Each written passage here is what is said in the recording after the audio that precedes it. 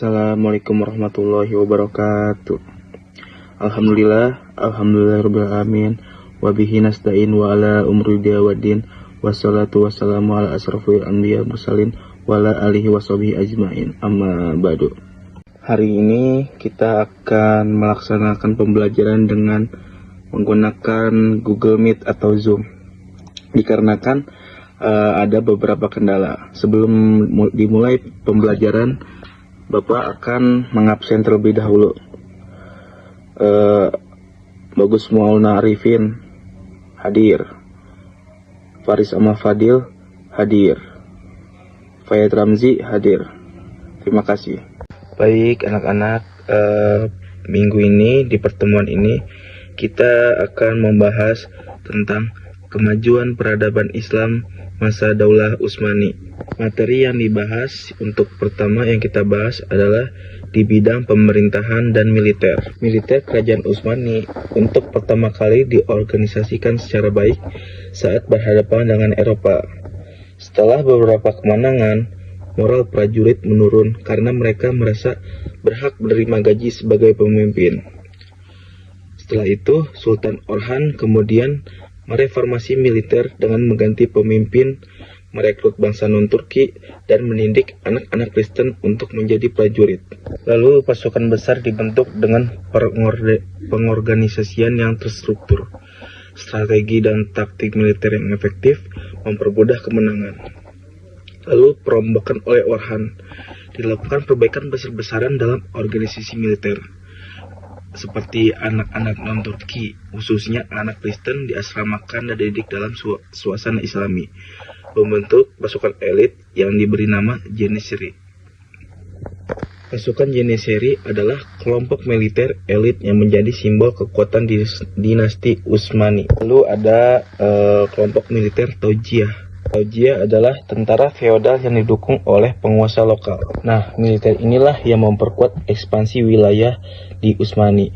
Selain itu, angkatan laut turut diperkuat. Lalu pada abad ke-16, kekuatan ini mencapai puncaknya, yang memungkinkan Utsmani menguasai wilayah luas di Asia, Afrika, dan Eropa. Di balik keberhasilan militer Utsmani, ada beberapa faktor.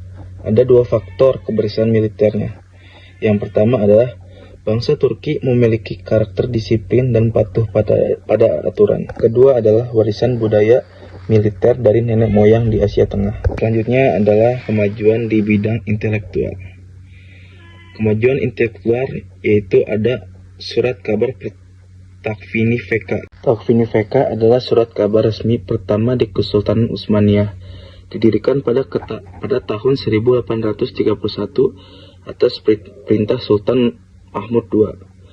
Surat kabar ini awalnya diterbitkan untuk menyampaikan kebijakan pemerintah, berita resmi, dan peraturan hukum. Kabar Takvini Feka memainkan peran penting dalam menyebarluaskan informasi resmi di kalangan masyarakat Utsmaniyah. Dan dalam Takvini Feka lebih terfokus pada laporan pemerintah dan berita kenegaraan daripada isu atau opini publik. Lalu ada Tasfiri Ekfer 1862, Jurnal Opini dan Pandangan. Tasfiri Ekfer adalah surat kabar yang didirikan pada tahun 1862 di Kesultanan Utsmaniyah oleh Ibrahim Sinasi, seorang intelektual, penulis, dan jurnalis terkemuka.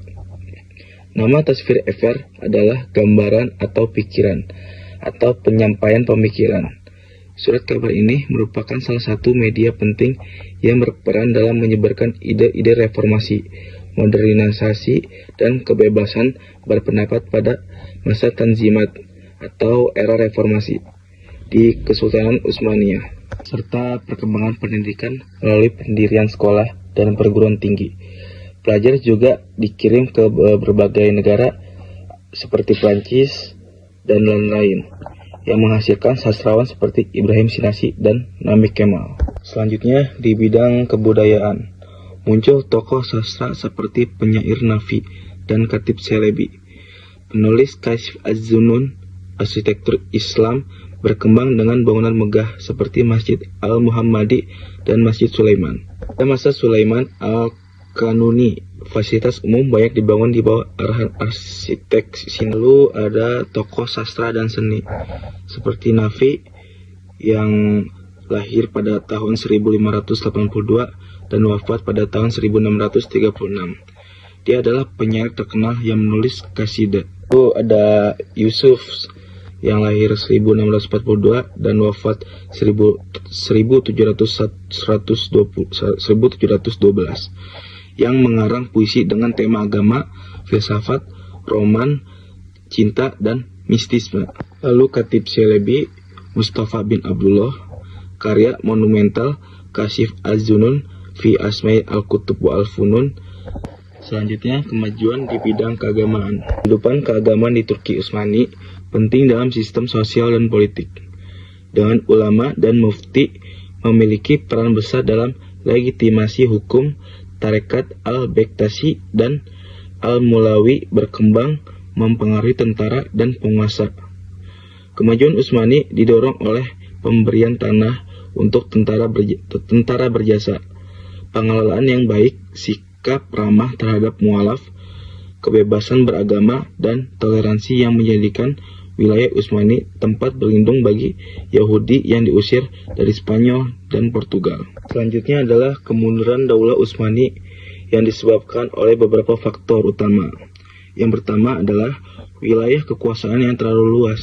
Administrasi wilayah yang sangat luas ini menyebabkan sulit untuk dikelola, dan perang berkelanjutan untuk ekspansi wilayah menyedot sumber daya yang seharusnya digunakan untuk pembangunan, sehingga merosot hingga hancur. Kedua adalah heterogenitas penduduk. Keagamaan agama, ras, dan adat istiadat di wilayah yang luas membutuhkan sistem pemerintahan yang terorganisasi dengan baik, namun hal ini sulit dicapai.